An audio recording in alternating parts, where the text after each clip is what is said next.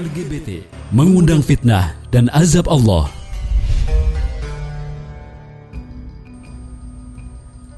Eksistensi kaum Sodom lagi-lagi dikampanyekan, kali ini oleh Deddy Corbuzier. Dalam podcastnya ia mengundang pasangan gay yang sudah menikah di Jerman. Judul yang dipampang pun provokatif dan seolah menantang umat muslim di Indonesia. Tutorial menjadi gay di Indonesia. Ini bukanlah yang pertama kali Deddy Corbuzier menayangkan konten LGBT. Ada beberapa judul yang pernah tayang dalam podcastnya yang terang-terangan mengkampanyekan LGBT. Namun baru kali ini kecaman keras datang dari berbagai pihak. Sampai hari ini tidak ada tindakan hukum terhadap Deddy Corbuzier ataupun terhadap tayangan podcastnya. Seolah-olah hukum di negeri ini menyetujui atau bahkan melindungi eksistensi perilaku keji dan gerakan mengkampanyekan LGBT. Menyimpang dan merusak.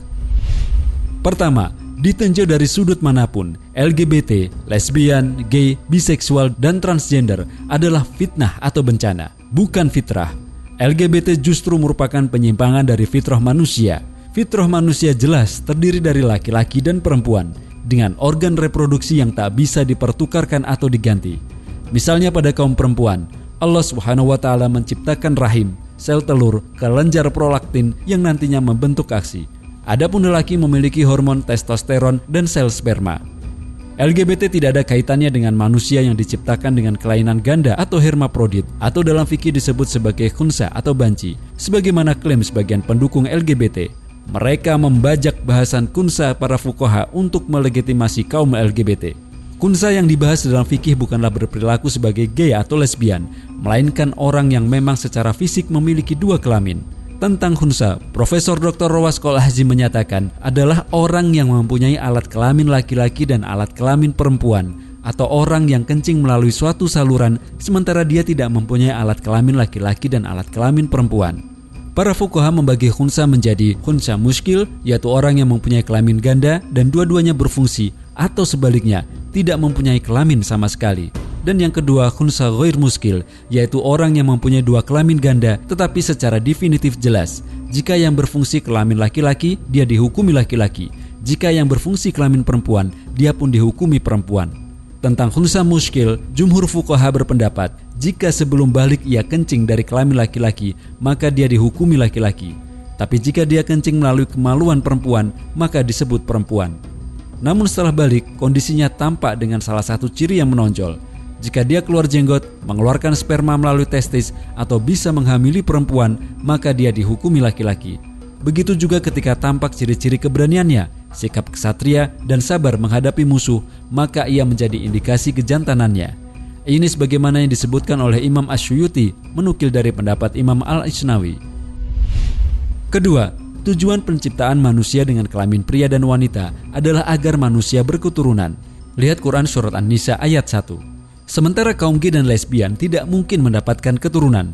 Pasangan seperti ini yang menginginkan anak biasanya mengadopsi anak dari pasangan lain atau melakukan sewa rahim. Ini berarti menambah kerusakan karena mengacaukan nasab anak yang juga diharamkan oleh syariah Islam. Ketiga, perilaku gay dan lesbian terbukti menyebabkan maraknya sejumlah penyakit kelamin. Badan Kesehatan Dunia yang menangani epidemik AIDS atau UNAIDS melaporkan bahwa di seluruh dunia perilaku gay berpotensi 25 kali lebih besar tertular HIV. Penelitian yang dilakukan Cancer Research Inggris juga menemukan bahwa homoseksual lebih rentan terhadap kanker, terutama kanker anus, karena perilaku seks menyimpang yang mereka lakukan. Penularan berbagai penyakit ini semakin cepat karena kaum gay dan lesbian terbiasa bergonta-ganti pasangan. Sebuah studi menyebut seorang gay punya pasangan antara 20-106 orang per tahunnya. Adapun pasangan zina atau pasangan heteroseksual tetapi di luar pernikahan tidak lebih dari 8 orang seumur hidupnya. Bahkan ditemukan bahwa sekitar 43% kaum gay tersebut selama hidupnya melakukan homoseksual dengan 500 orang bahkan lebih. Ini adalah hal yang sangat mengerikan bagi masyarakat. Mereka juga kerap melakukan tindakan kekerasan seksual terhadap pria normal untuk melampiaskan syahwat kejinya. Seperti yang dilakukan oleh seorang gay asal Indonesia di kota Manchester, Inggris, yang memperkosa ratusan pria sebagai korbannya. Demikianlah di antara fitnah atau bencana mengerikan akibat perilaku LGBT. Islam solusi terbaik. Pantas Islam mengharamkan perbuatan liwat ini dan mengkategorikannya sebagai dosa besar. Allah Subhanahu wa taala menyebutkan dalam kemarahan Nabi Lut alaihissalam kepada kaumnya penduduk Sodom karena kekejian mereka melakukan hubungan seksual dengan sesama jenis, bukan karena kemungkaran yang lain sebagaimana tudingan sekelompok tokoh pembela LGBT. Allah Subhanahu wa taala berfirman yang artinya, kami juga telah mengutus Lut kepada kaumnya. Ingatlah tatkala dia berkata kepada mereka, mengapa kalian mengerjakan perbuatan keji liwat itu yang belum pernah dikerjakan oleh seorang pun di dunia ini sebelum kalian? Sungguh kalian mendatangi lelaki untuk melepaskan nafsu kalian kepada mereka, bukan kepada wanita. Kalian ini adalah kaum yang melampaui batas. Terjemah Quran Surat Al-A'raf ayat 80-81. Imam At-Tabari menyebutkan bahwa Nabi Lut alaihissalam mencela kaumnya karena perbuatan mereka, yakni lelaki mendatangi lelaki pada dubur mereka atau sodomi. Akibat perbuatan itulah Allah Subhanahu wa taala melaknat dan menghancurkan kaum Lut alaihissalam. Lihat Quran Surat Hud ayat 82. Alhasil, Islam sama sekali tidak mengakui keberadaan kaum LGBT ini. Bahkan Islam mencela perilaku LGBT dengan sangat keras. Sebagai tindak preventif, Islam pun mengancam para pelaku homoseksual dengan sanksi keras berupa hukuman mati bagi kaum gay yang masih bujang ataupun yang sudah menikah. Tanpa sanksi yang keras atas pelaku penyimpangan ini, kekejian mereka tak akan surut.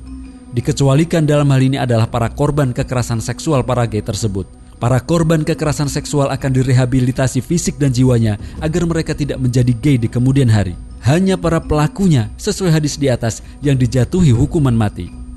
Nabi SAW bersabda, siapa saja yang menjumpai kaum yang melakukan perbuatan kaum Lut, bunuhlah pelaku maupun pasangannya. Hadis riwayat Abu Daud. Adapun lesbianisme atau yang disebut dalam fikih as-sahaq atau musahaqah dikenai sanksi takzir, yakni jenis hukuman yang bentuk dan kadarnya diserahkan kepada kodi atau hakim. Mereka bisa dicambuk, dipenjara atau bahkan dihukum mati jika sudah sangat keterlaluan. Islam pun mengharamkan kampanye, propaganda atau apa saja yang berisi seruan terhadap perilaku busuk ini. Islam akan mengharamkan LSM, influencer, penulis buku atau siapapun yang terlibat dalam gerakan mendukung dan menyebarkan paham LGBT. Mereka juga akan dijatuhi sanksi keras jika melakukan propaganda LGBT. Mereka yang secara terang-terangan menghalalkan LGBT yang telah jelas diharamkan syariah sudah batal keimanannya. Pasalnya, keharaman LGBT ini telah jelas di dalam syariah. Haram bagi seorang muslim menghalalkan atau mengharamkan sesuatu yang bertentangan dengan hukum Allah Subhanahu wa taala. Lihat Quran Surat An-Nahl ayat 116. Campakkan liberalisme. Solusi terbaik dari Islam ini tidak akan bisa diwujudkan tanpa penerapan syariah Islam secara kafah dalam naungan khilafah. Sistem demokrasi dan liberalisme yang berlaku di tanah air justru menyuburkan perilaku kaum Sodom ini. Atas nama kebebasan dan HAM, warga diberi kebebasan orientasi seksual termasuk menjadi gay dan lesbian.